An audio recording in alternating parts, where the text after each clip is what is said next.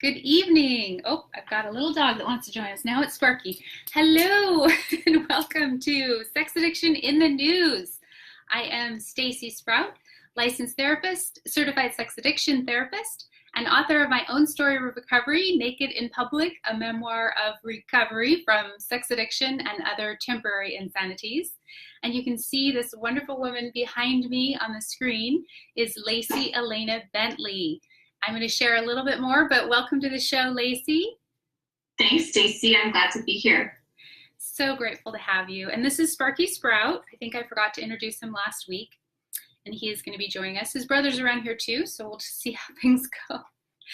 Anyway, I created this show because I am passionate about destigmatizing the conversation about sex addiction and related addictions like love addiction, porn addiction.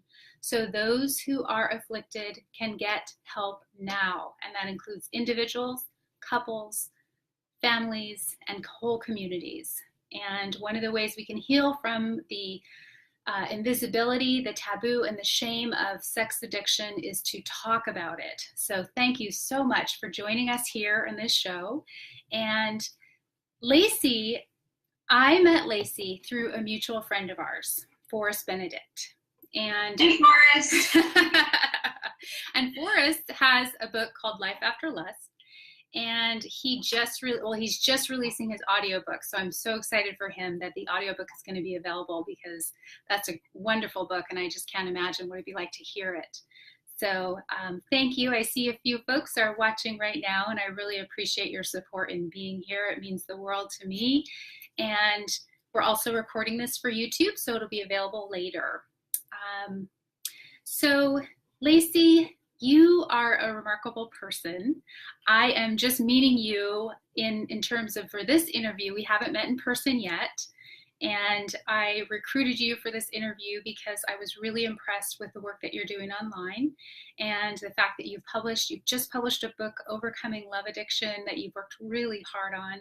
And I had the privilege of witnessing some of that process as you went. So thank you for letting me watch the development of something so special.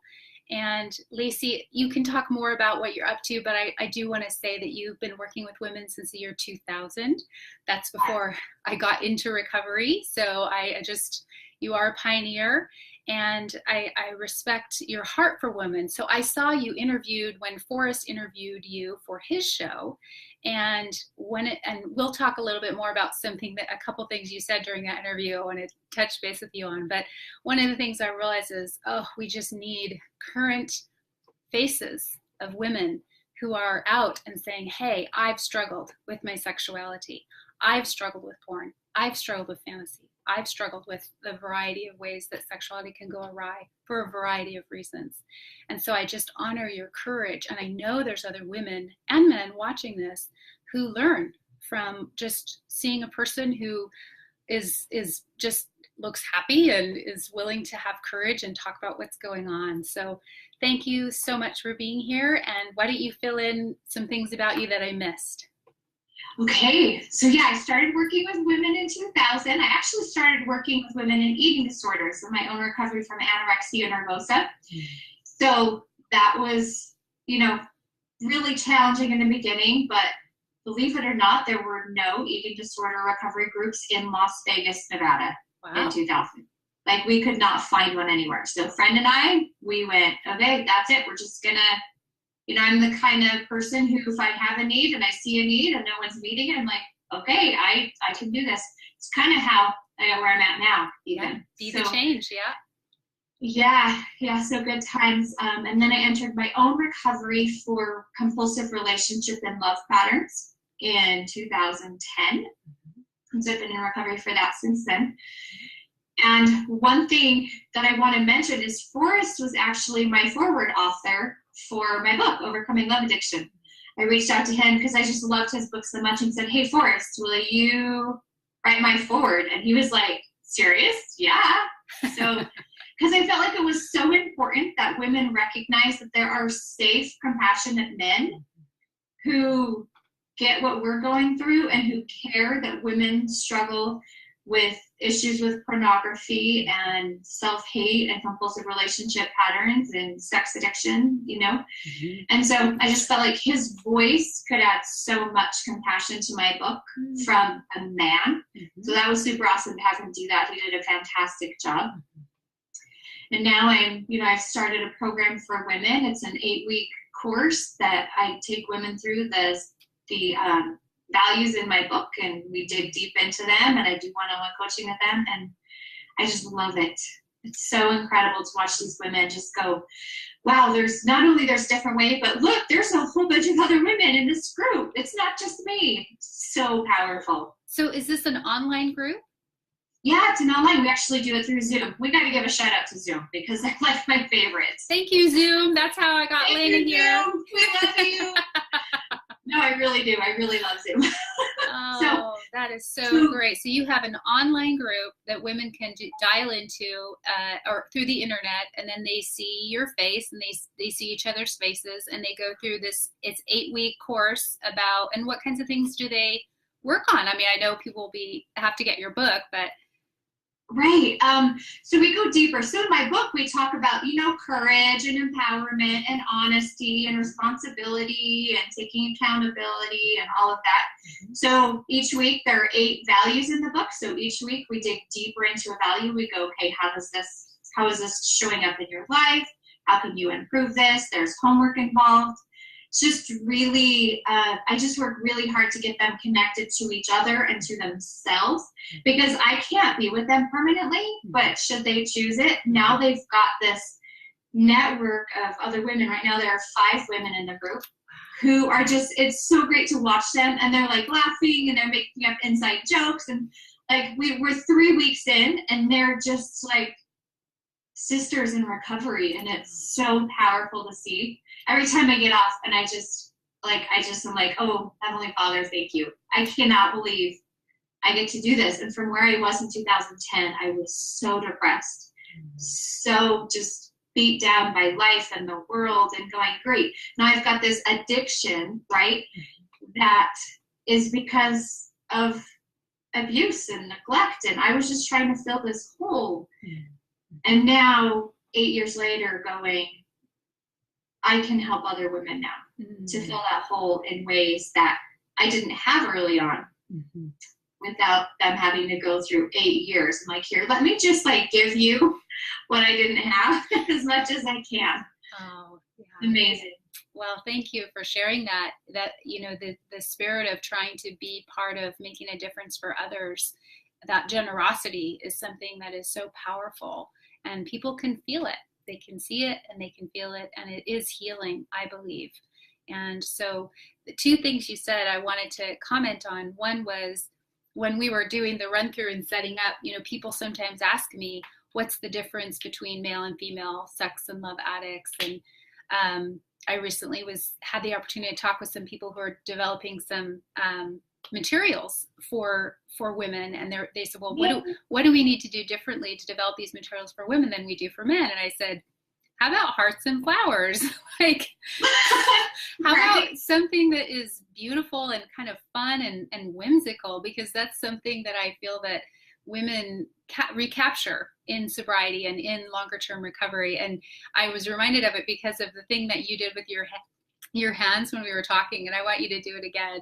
Oh, this is my thing. I see you, I love you. That's kind of my thing. So thank you for sharing your whimsical spirit, because addiction is so heavy. And I appreciate you commenting about how you were so low. And I guess I'm wondering, maybe an answer you already gave, which is you got through the stigma by working through it and working into a different place and being of service with others, which is awesome. And you are a coach in recovery. And so that's one thing. Therapists cannot really do online video groups because of the state licensure laws. They have to be licensed in the state that all the women are coming from. And so you have women who are in need, and oh, hi Rocky, what's up, Doc? that they can't get help in that way. And so I'm just so grateful that there's something that we can all refer to and say, hey, this is powerful, this is coaching, this is connecting with women, and this is somebody who's been there and knows. And so but how did, other than working through to where you are now, how did you deal with that horrible stigma of being a female and being, having compulsive fantasy or love addiction or whatever you call it? Okay, so Stacey, so this will maybe help women recognize that, like, it's okay that we don't get what all we have or do or are early in recovery. I actually entered recovery because of a relationship that I was just like, okay, there's something wrong with the way I relationship with men. Like, there's just something not right about how I do this. And so I didn't know what else to do.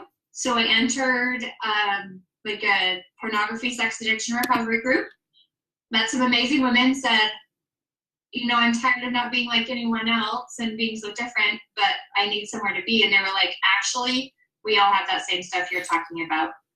And, like, we totally get it. So that was great. Remember one of them, she sat down by me and she goes, I promise you belong here. Oh, that's And as I've gotten to know her and her story, I'm like, she got my story. She really got it. And just as the years have gone on, I've remembered things and put things together. And I did not realize that I actually had used pornography early on. Because I wasn't looking at porn. In the early 89, 90, I started actually reading erotic literature so it was Playboy. It was like the size of like a Reader's Digest or like TV guide. And it was just erotic stories. And I would babysit for this family and I would read these stories. Like, I would babysit for free because then I could access my porn. Well, what I didn't recognize was that was basically female porn. Like, we love being pulled in by the stories and the romance and the romantic and sexual tension and the longing and all of that. We love it. And the stories I was most drawn to were the stories where the woman was more in charge. She was more in control. Oh, sorry. Early on. Oh, dear. Okay, boy, that is really low. So I have a lot less time there than I thought. So we might die. If we die, I'm coming back and I can splice them together. I actually have another computer just in case. So go ahead. Okay. Don't know what I was saying. Well, you were talking about how women love to be pulled in by the stories. Oh, yes. And then I went into anime when I stopped babysitting for them, so I didn't have access anymore, and I started watching anime. And anime, I don't know, maybe there's some anime out there that's not sexualized, not mini skirts, not, everybody flirting and stuff. I didn't know about it. I was like way into like Sailor Moon and Eiko, and those are the ones that I watched. And just not realizing what it was for so long. And about a year ago, I went, wow, this isn't just like a relationship love thing. This is, I can see where this is coming from now. Yes. It's, so that's really powerful. I appreciate that kind of the coming to, of coming to awareness. I was just talking to someone the other day about I'm blanking on it, but the Stephenie Meyer vampire series that everybody went crazy over. Yeah. Okay. So when I watched that movie, and I was years into recovery at that point, so I was doing pretty well. I saw that, and all of a sudden I felt like my love addict self was getting totally activated just by watching that first movie. And I'm thinking, what's going on? Like, I've been doing really well with my mind and my focus. And then I stepped back to evaluate the plot content in it. And I thought, okay, here's the plot. This young woman goes into a new town, and all the men in the town fall instantly in love with her, start competing with her. And she's kind of a snot. Like, she has no real strong quality of character, but everyone just falls in love with her and bonds all over. Well, that's part of the fantasy. It's like, whether, or for me, I mean. Oh no, for me too. It was crazy. Actually, I started recovery after binging all of those books. Oh, you did. It's like, what is wrong Okay, folks, I had an hour and a half on my battery when I got started, and I lost dear Lacy right in the middle of her story. So the good news is that I can splice this for YouTube, and this is the charm of live TV.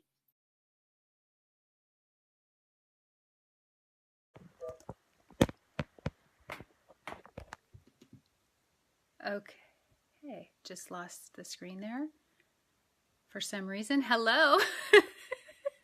This is unbelievable. I have never had this happen before. So I just lost the Zoom feed right when we were going live. I had it. Everything was working. All right, it's all right. I'm just going to try again. This is what recovery is like. You know what? This is exactly I'm dying. Can you believe it? I want to say, this is what I was saying. This is exactly what recovery is like. No, seriously. This is what sex and love addiction recovery is like. Like, because we prayed. I thought we had everything working. I thought we did too. Oh man, I don't even have words for this. Like, it's great. It's great. How about if neither one of us move? Okay, we're frozen. I'm not going to move anything. And we are back. We are live. And I want to pick up the conversation. You know, when we got into the break and we were chewing on this, like, what's going on? It's not making any sense. And we talked about the concept of the adversary. And we talked a little bit about the adversary in the spiritual or the supernatural sense, and the adversary in the very real world sense, the kinds of pushback against women coming into recovery, recognizing the issue, speaking out about what's really going on. And you had a great point, which is we actually prayed before this show that this show be what it was supposed to be, and that we would be protected. So I think what I want to say, because I can get flustered, is that I feel protected in your presence. Because I asked you, are you okay to keep going with this? And you said, yeah, I'm ready. I want to keep going. I want to get it out there. And that, to me, that's the kind of enthusiasm and I would say sisterly connection. Like, I can do it. We can do it. And you're saying, I have faith. And I'm like, you know, I don't know. Yeah. And that's, you know, just what we were talking about before. Okay. So phone has a low battery, but I had plugged it in, so it's okay. I'm gonna plug it in. This is me not being surprised. Yeah, no surprises. It's all right. It just came unplugged. I plugged it back in. No big deal. Keep going. Keep going. So you're, you do these video groups online for women, so women can pull together and pull through, and that's what we're getting to practice in real time. Is and when they keep dropping their call, we just keep trying. That's right. That's right. Yeah. So it's a great practice. And thank you again for the people that have tuned back in, hung in there with us. Love to you. And yeah, so let's just see. Hey, dog. Now my dog's going to go off. Doggy, don't touch anything. Well, you know, you don't even know this, but during the break, he ran across the room and ran into the cord and the light fell over. So at least we didn't get that on camera. Come here, Rocky. Come here. I'm going to see if he'll come on my lap. Okay, let's put, oops. See, there's a cord. Here, let's get this cord off you. Here you go. Okay, let's get back to the interview. So, Lacy, let's talk about, what do you want to talk about? What do you want to share about your story, your book, writing your book, publishing your book, the journey? I mean, I'm super curious. I mean, I want to talk more about fantasy for women. How do women get out of that? Those are all topics I'm curious about. Anything resonate with you? Writing the book was a treat. I wanted to write a book for a long time. Mm-hmm. I got scared because something blinked. Yeah, I know. Sorry about that. I was getting the screen larger. I wanted to write a story for a long time. Mm-hmm. Write a book. I've been nervous about writing my story because it's really vulnerable, but more than that, I was worried about seriously, what are my in-laws going to think? Yeah. Like, I was really worried because we don't talk about real stuff. Yeah. Like we don't. Yeah. And we certainly don't talk about sex. In fact, I think there's one family who won't be around me because, like, of what I do. Yeah. And that's okay. Yeah. It's, that's okay. So it was really scary. Yeah. And, we all have people in our lives who don't understand our needs. Like, Stacey, you probably get this one.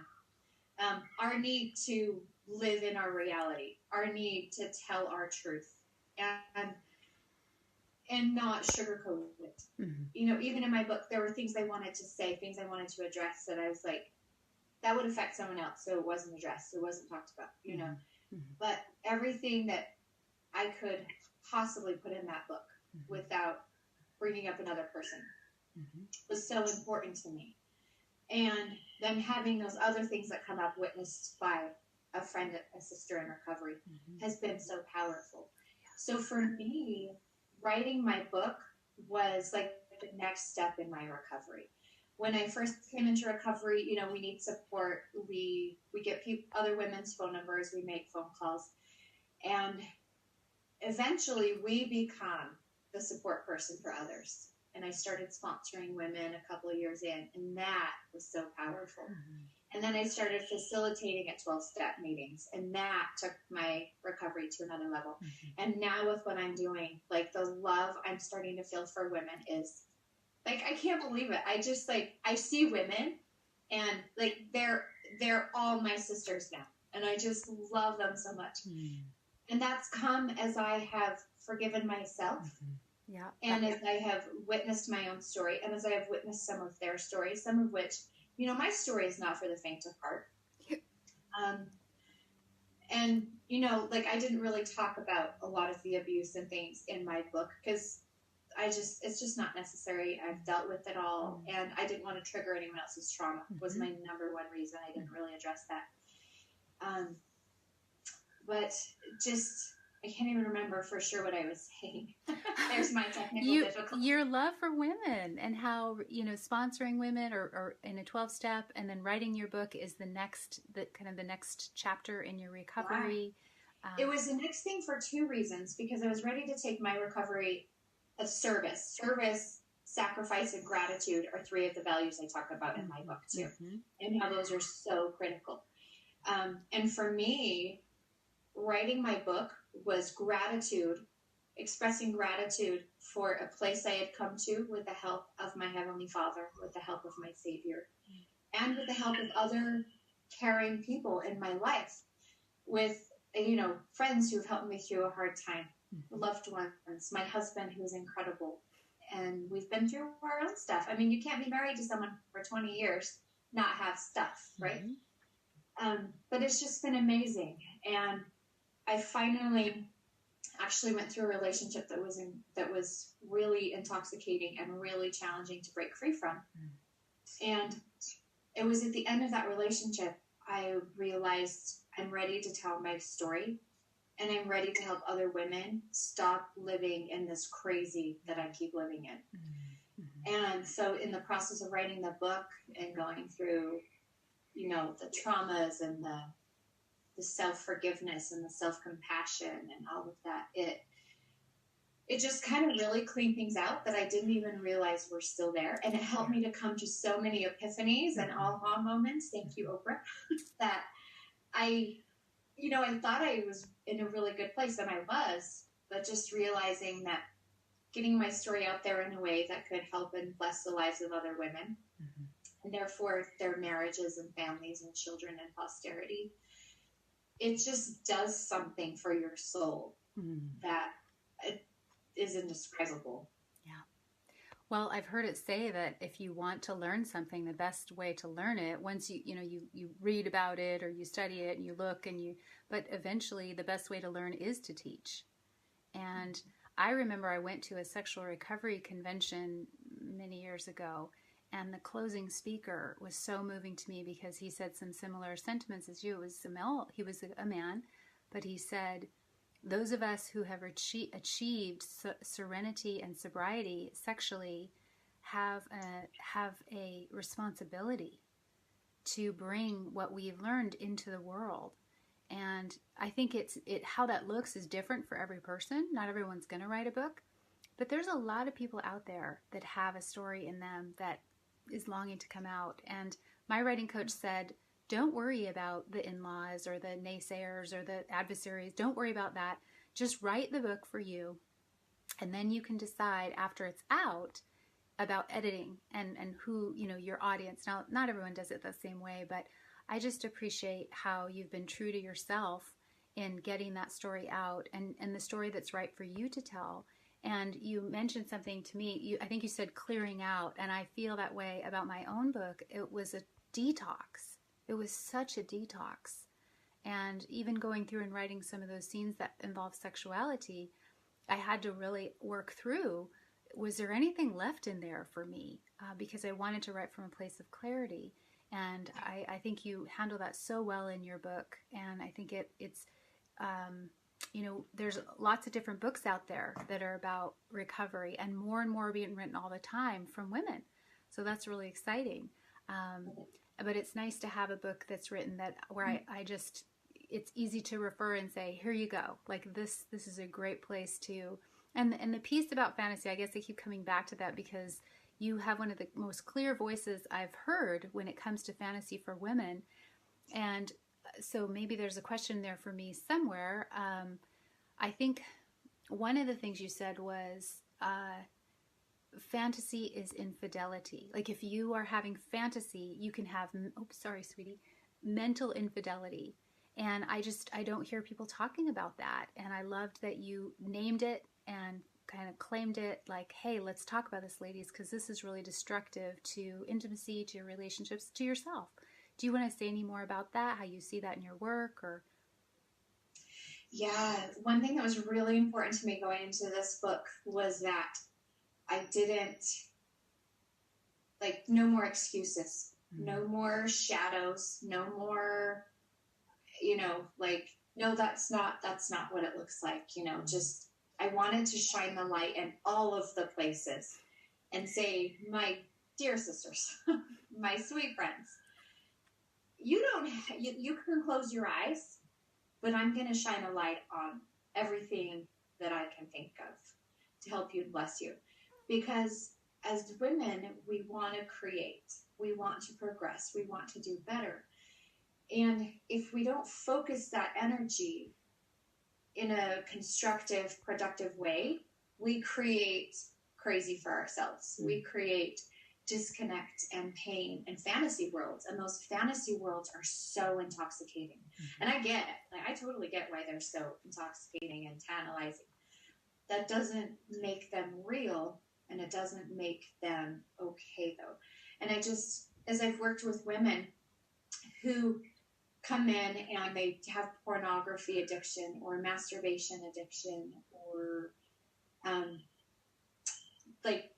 they have one night stands, compulsive relationship patterns and sex patterns and love patterns. It always comes down to they're trying to fill a hole. They're trying to cover up a pain. Well, anything we use to keep us from feeling reality is fantasy. Anything. And pornography is based on fantasy. Because I'm sorry, I think more than 99.99999% of women don't actually like to be raped. I can't say 100% because, I knew a girl in high school who would fantasize about that. And I was like, oh my gosh, what do I do with that? But she had a pornography issue. She was watching pornography. So for me, it's really important that when I work with these women, we get to the bottom of what is driving the need to cover up the pain. Mm-hmm. As there was pain in my marriage, as there was pain in my growing up, as there was emotional disconnect and neglect and isolation and loneliness, I would fill it up. I talk about this in my book, and even thinking about it now, I just kind of smile like, oh, how sweet, right? But strawberry shortcake was my best friend because I didn't have friends at school, really. Mm-hmm. And little boy Blueberry was my boyfriend, and he would bring me baskets of blueberries, which to this day are my favorite fruit. And which has nothing to do with Little Boy Blueberry or my fantasy. I just really like blueberries.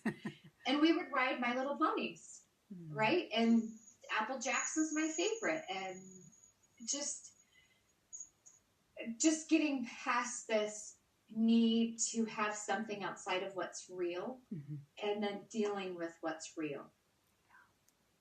And not being afraid of it, because we think that we don't have the power to overcome it. We think that we can't, but the truth is, if we will face it head on, if we will really look at it and really pull it apart and go, okay, what is my part? And that's one big reason I wrote the book, is because I love 12-step, and I've been 12-stepping for 18 years.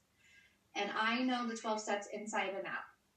And yet there were things missing for women.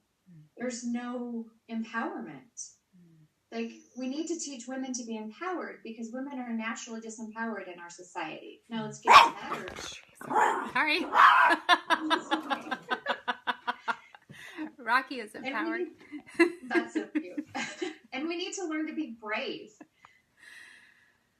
So I was just like, let's just put some of those things in a book and let's get it out there. And as I'm thinking about, there's another book I want to write, and I'm going to call it Beyond the 12 Steps. And it's these things that, the 12 steps are amazing, amazing. And I have a deep testimony of the 12 steps. Like, I will testify of the 12 steps all day long. And I love them. And there's a very real space where they stop short, especially for women. And the 12 steps is a great early on recovery tool. It's a great long-term recovery tool. And there are more things we need. We need to learn courage. We need to learn sacrifice. We need to learn personal empowerment. There were like 4 things I have written down. I can't remember the 4th one right now.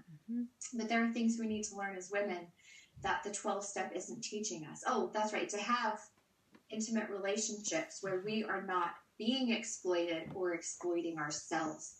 Because self-exploitation is a big issue for women with pornography, love, and sex addiction. Yes. Well, and we do it in fantasies, and we do it in our real lives. Yeah. I was thinking that I think for me, one of the ways that I learned to be empowered is by watching women who are empowered and having those role models. And I say, oh, first of all, am I like her or am I different? How am I the same and how am I different? That's just basic kind of differentiation. But I could be like that, or I could be like her, or I have qualities that are different, but I could be out there, or I could be speaking up. Or so I feel like that role modeling is so essential, I think, for women. It has been for me in my recovery. I don't know how the very first woman who's a friend of mine in a large 12-step sexual recovery fellowship, I just, how did she do it? Well, I've asked her. She said, I found other women. And, they would bond together from all over the country, and they'd write each other letters. They didn't have internet. They couldn't even do the long distance phone because a lot of them couldn't afford it. So they would write each other letters about their recovery. And so, those bonds, it is. And I feel like, I want to say thank you to my dear friend who is such a pioneer. And now we have, when the technology works, we have this amazing way of reaching many more women more quickly, and sharing with them this that it's worth it. I think that's the piece. It's worth the hard work. And the thing that we're trying to also address, and you do so well in your book, and I heard you just now, is helping women to see themselves like, oh, this is a problem. This is a problem. Like you were talking earlier about binge watching the Twilight series, and then kind of you hit the end, like, what am I doing? Why is this so important to me? Or, so I was going to make this point before, I think we went off before, the recent podcast that you did in Love Junkie with Sheena Tubbs. So Sheena Tubbs does a podcast, and she's highlighting women in sex and love addictions recovery. So if you haven't seen it, look up Love Junkie. And Lacy recently did an interview with her where she talked even more about fantasy. And just the experience of listening to you two women talking about fantasy, even though, I got into recovery in 2001, I've been working solidly that whole time, triggered a realization about the romance addiction of my grandmother. in a way that I'd never really, I mean, I sort of thought about it before, but it took it to another level because here's these two women and they're talking about it. And so I think that kind of the dialogue is representing something that helps us to see. And the other thing that happened just this week, kind of in preparing for the show, and I spoke I spoke about pornography just recently on the Love Junkie podcast. It'll be out pretty soon. Is I got in touch with this compassion for my grandmother, for both my grandmothers, because they both actually were horribly wounded by sexual misconduct. And they were trapped, they were dependent, they had their own experiences of addiction and codependency, and they didn't really get free. And so it just left me feeling this new compassion for them and all the women out there, the millions of women out there that are struggling with this, that don't know it and they don't even see it. Because you're supposed to look at porn because porn means you're liberated and you're a hip woman, and if you're promiscuous, it means you're empowered. And those are lies. Those are lies. Like, yeah, they are. Porn was so incredibly toxic for me, and promiscuity was so horrible for me. And I can't speak for all women, but I can certainly speak for myself and say, when I was in my 20s, I bought this idea of, oh, I want to be cool. What does it mean to be a liberated woman? And what I thought was liberation was actually enslavement. And what I'm finding in recovery is freedom today is exactly what you were talking about, is the hard work of pursuing character.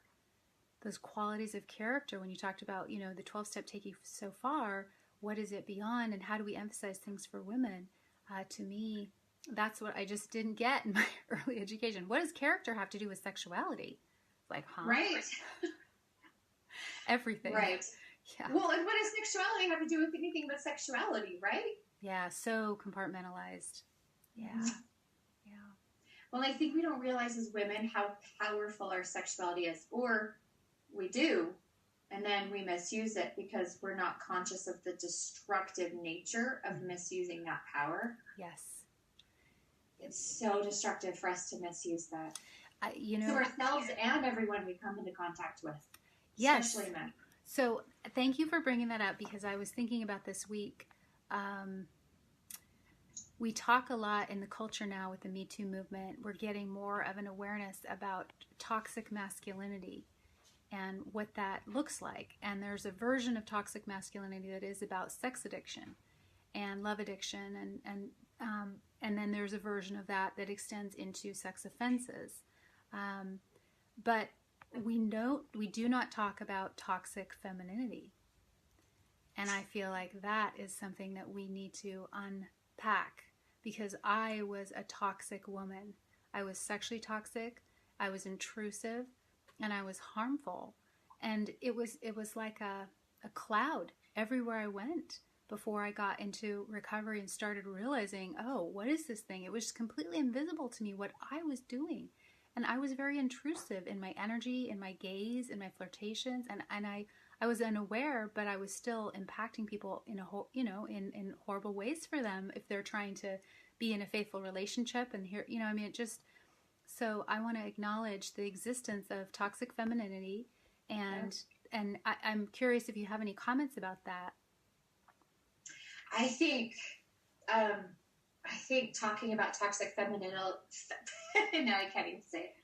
I think it's a great idea. I think we should get Sheena on board, and the three of us, I would love to do a panel on toxic femininity and how femininity, is that the word? And how we can we just gotta learn how to say it.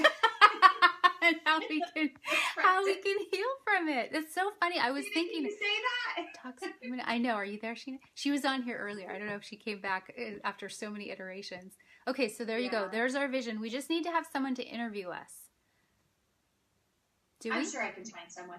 Okay. I think it should. Lots of cool people. Yeah, I want it to be a woman. Okay. All right, we'll put the vision out. Hey, all you women watching, you think you're the one? Type it in the comment box. Yeah, no, I know actually have someone in mind. Oh. Who would be amazing. Okay. So, all right. Well, I'll reach out. We'll see what unfolds from that, because giving a voice to it, not from a place of shame or shaming, but just from acknowledging what is, and that there's a way out once people realize. I don't think anybody in their heart is bad. I don't. I think. Well, I know, and I got this energy from you too when you were just talking about it. I wasn't trying to cause trouble. I wasn't trying to cross boundaries. I wasn't trying to hurt anyone. Mm-hmm. I was just trying to fill the hole. I was trying to numb the pain. I was trying to be okay in my life. Mm-hmm. And it just like, we're constantly creating, and we're either creating positive things or we're just being destructive, you know. We can create chaos or we can create beauty and love. And without meaning to, very often we use our toxic femininity. I just love that word. And we create chaos and we cause harm. Yeah. Yep. So do you feel, there's another little dog here is joining us. This is Sparky. Do you feel like some of your carrying this message publicly and speaking and publishing your book is about amends? Do you relate to that? You do? Yeah, kind of absolutely. Making right for ways that you were harmful? Yeah, and things that I can't, you know, there are conversations I can't have because it could cause pain. Yeah. It could cause worry that I don't need to, like I talk about that in my book. I'm like, you never get to call up a target's wife and be like, hey, sorry. Like that's not a level of pain we get to even toy with. And so, yeah, actually writing my book, all of this, a lot of it is making amends and helping other women recognize, okay, like I didn't have an affair. I didn't go out on my husband or my marriage physically or sexually.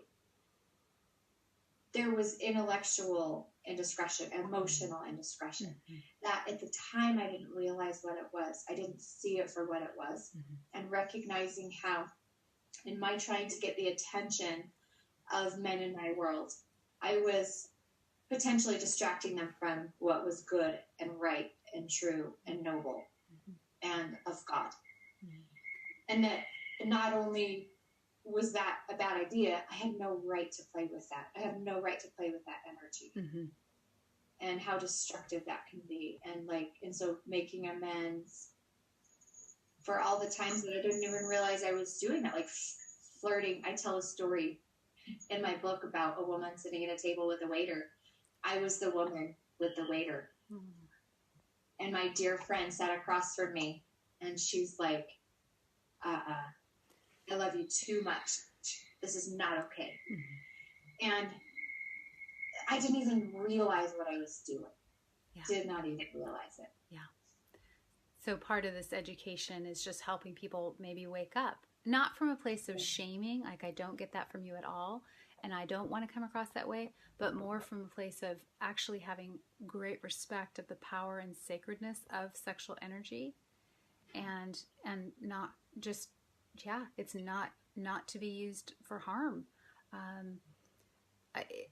I want to say that I was unfaithful in my addiction and in my selfishness and disregard for the feelings of others.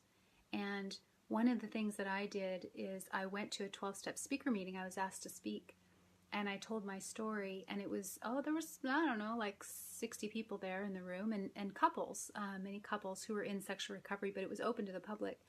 And I apologized to the partners, to the wives, to the women who I had disrespected and dishonored and hurt, even though there wasn't any in the room, literally, but the symbolic amends. And I told that story in my book.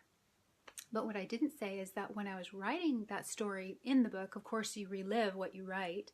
And so the grief of having hurt other women came up with such a force. I felt like I couldn't survive it. Like it was so much. And I called into a 12-step meeting, and it was a meeting for issues for partners or issues of codependency and such. So it was almost all women on the line. And at the fellowship after, I just broke down, and so it was interesting. It was a telephone meeting, and there's these women. I don't know who they are, where they're from. They're from all over the world. And I just confessed on the meeting, and I sobbed, and I just sobbed, and they just let me. Like nobody said anything. I just sobbed. I'm like, I'm so sorry. And then after a while, I kind of you know how you have your cry and then I was like, oh, and then this woman said, don't you know you're forgiven? And I mean, who was she? I didn't know her. You know, most of us go through the world and we're hurt and betrayed by somebody. So she probably hadn't escaped being betrayed herself, but she just was so full of forgiveness for me, and I will never forget that. So that kind of love for women and mending when we compete for other men or women, if we're attracted to women, or when we compete, when we divide the relationship, when we hurt, you know, how do we mend those? And I just appreciate a big part of that is talking about it, talking about what really happens and saying, hey, we don't want to do that anymore. We want to pull together, and we want to have a sense of sisterhood and empowered womanhood. And so, yeah. There's our opposite of, that's a beautiful story. And our empowered womanhood, there's our opposite of toxic femininity. Oh, I love it. Let's do it. Let's do it. Yes. It fits right in with my book. I have a whole chapter on it. Awesome.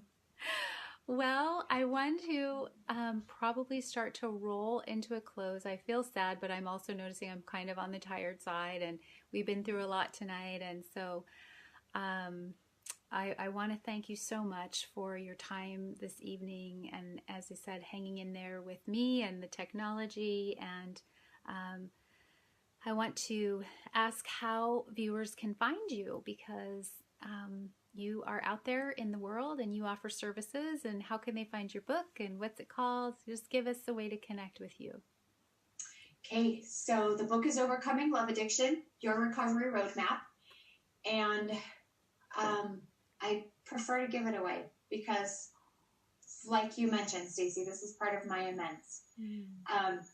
And so I prefer to give it away. So you can get it one of two ways. You can go, if you want to join my email list as well, you can go to herrecoveryroadmap.com and scroll down. There's a red box at the bottom. Give me your name and email address, and I will send you a link to download the book.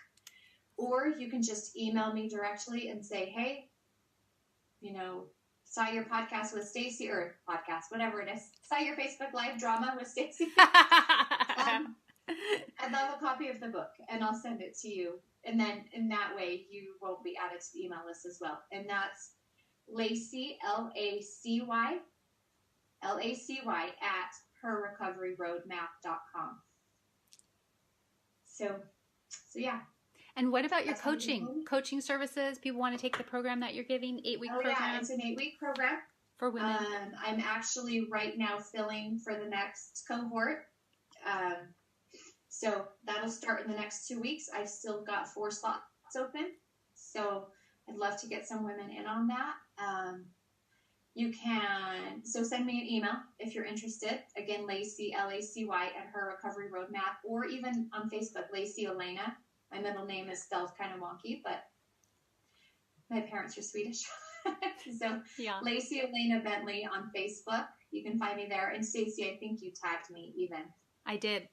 And I'll go ahead and go on and put a link to my website in the comments there, so they can just go to the website.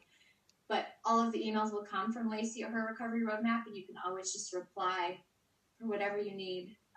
I've got space in my groups right now. It's 8 weeks of one-on-one coaching with me, an hour a week, and then a 90-minute group call where I help you connect with other women who want to live in integrity and fidelity, heart, mind, body, soul.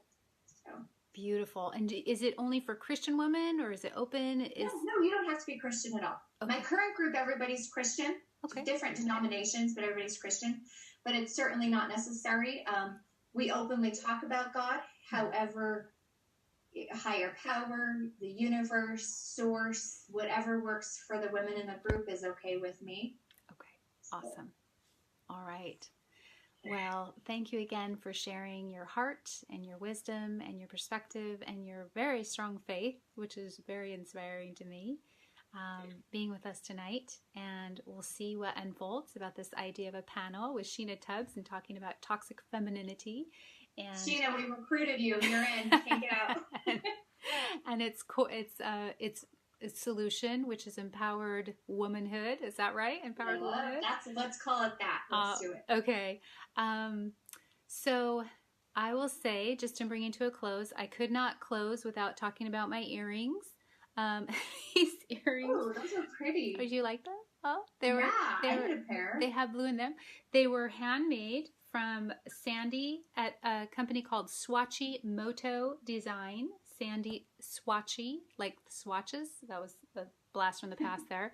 Moto Design. I love them. So thank you, Sandy, for these earrings.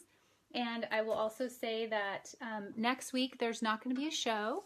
I'm probably going to do some work to see if I can improve and fix the technical glitches, although I think it was just a battery that started. Everything else was a mystery, but I will work on that this week.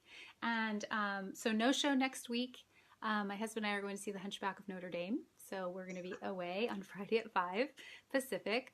But the following week, I am going to have, speaking of partners, I am going to have Dr. Sherry Keffer, who has written a book called Intimate Deception. So here's the book. You can see it there. Intimate Deception. And that is Healing the Wounds of Sexual Betrayal. So this is a fantastic book. I'm really excited to have Dr. Keffer on the show, and she's going to talk with us about what her research is showing her and her clinical experience with partners of sex and love addicts. And so I hope you'll tune back in. And any last words, Lacy, before we sign off for the evening? Yes, thank you, Stacy, for what you're doing. It's amazing. And to everybody listening, you're not alone. We love you. We really love you. You can do this. It's hard, but it's not harder than technical difficulties. So. It is hard, and it is worth it. So thank you. It's worth it. Yeah. So worth it. Yeah. Okay. Well, thank you. So in signing off tonight, this is Stacy Sprout from Sex Addiction in the News, and I will say in closing, may you feel loved, may you feel cherished, and may you love and cherish others. Good night. Be well. Bye.